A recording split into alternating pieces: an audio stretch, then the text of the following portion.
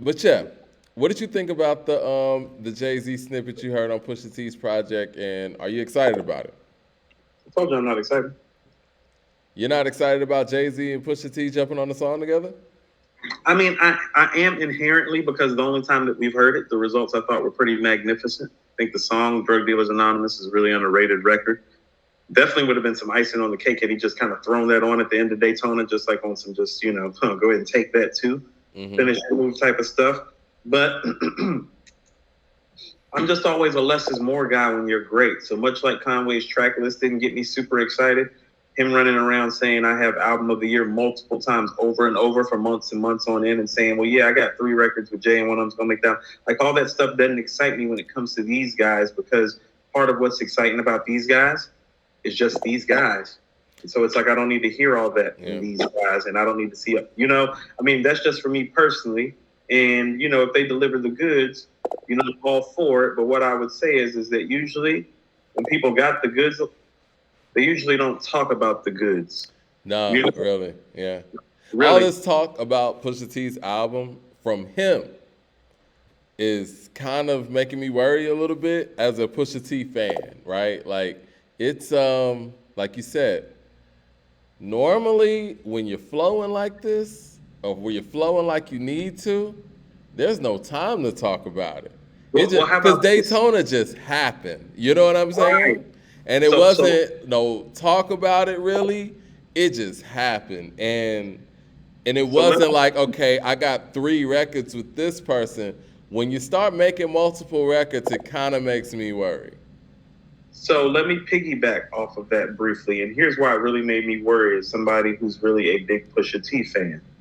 I remember when Hell Hath No Fury came out and they performed on 106 in Park. And they came out and Pusha was saying, we got the album of the year. And I was thinking, yes, say that right now live in front of this audience because nobody knows. He's not in this position anymore. It's not Hell Hath No Fury time. You just made Daytona. Like you're Pusha T.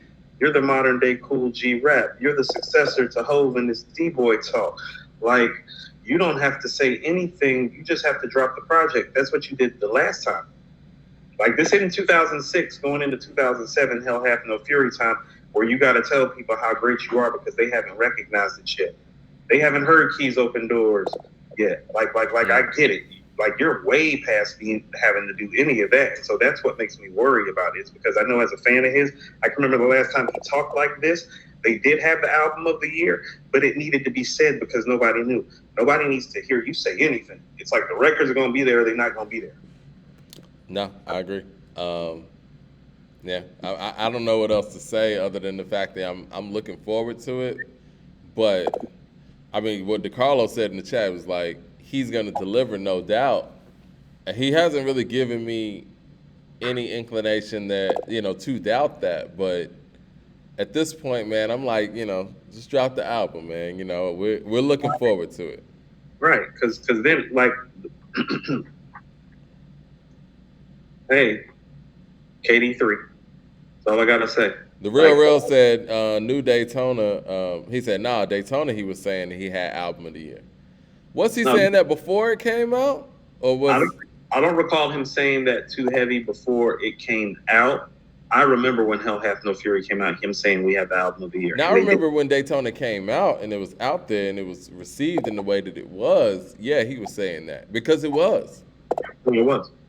And also too, I mean, and I want to say this: not too many, like I said, not too many people have been part of a group that makes classic rap material. They can say that they made album of the year as a group. You get what I'm saying? Like Mobb Deep can't say that. Like I think Mobb Deep is greater all time than the Clips, but Mobb Deep has never made the album of the year. Hell Hath No Fear was album of the year that year. Prodigy is a solo MC. You know how I feel about P. He never You, made you don't anything think like that you don't think that the Infamous is an album of the year contender for '95? No. I said album of the year, not contender, because the Purple Tape came out in '95, so it's not Uh, album of the year. It would actually be probably number 2 or number 3 that year, in my opinion. I would probably put it at number 2, but would it's not. you put it above Me Against the World? Yeah, I have Me Against the World as the fourth best album that year, just truthfully, Okay. because Liquid Swords came out, didn't it? Yeah, it did. Yeah, that's 1, 2, 3, 4. Purple Tape, Infamous, Damn, Liquid Swords, Soul Me. Food came out that year too. Soul Food is number 5 on my list. Yep, just like that. I truly believe that Soul Food is the second best hip hop album to ever come out of the city of Atlanta, in my opinion. There's a lot of evidence to that. A lot of evidence. Um, Listen, I think that the album's coming soon. Like Mm-hmm. you said, I'm not super hyped about collaborations because I like Pusha T alone, but it Mm-hmm. does make me worry to hear that there were 3 different J records because it's like, what were wrong with them?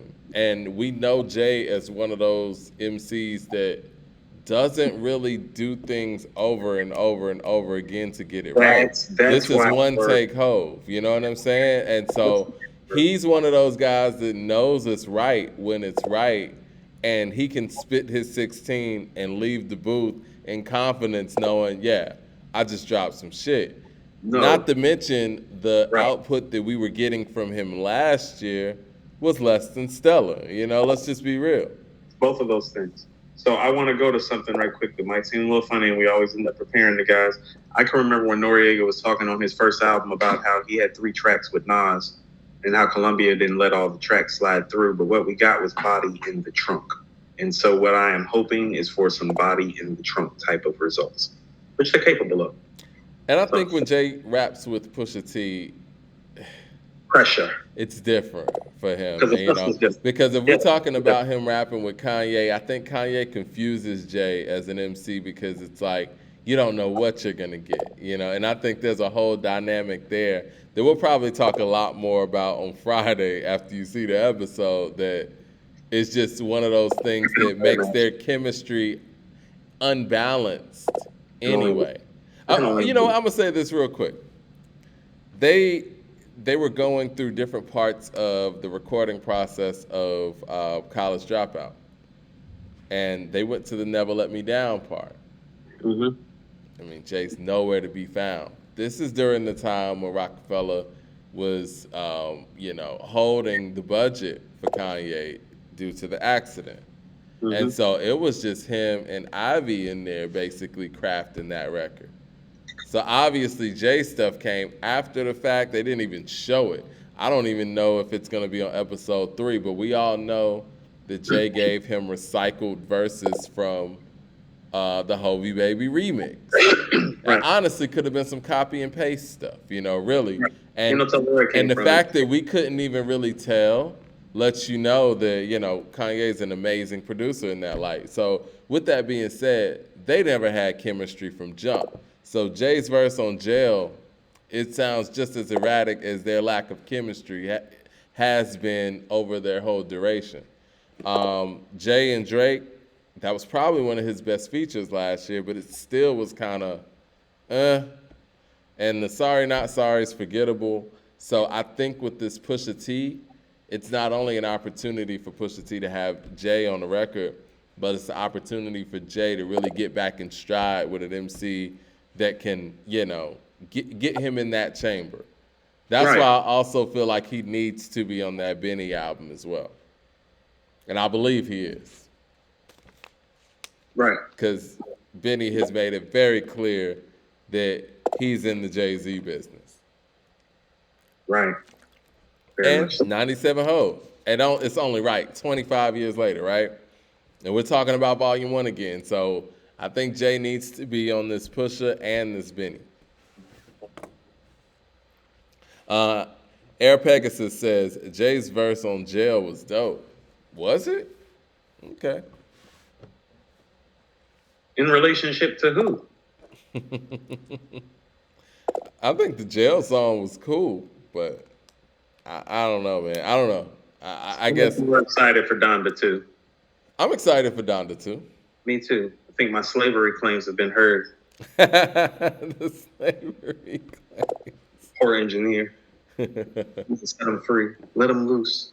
Let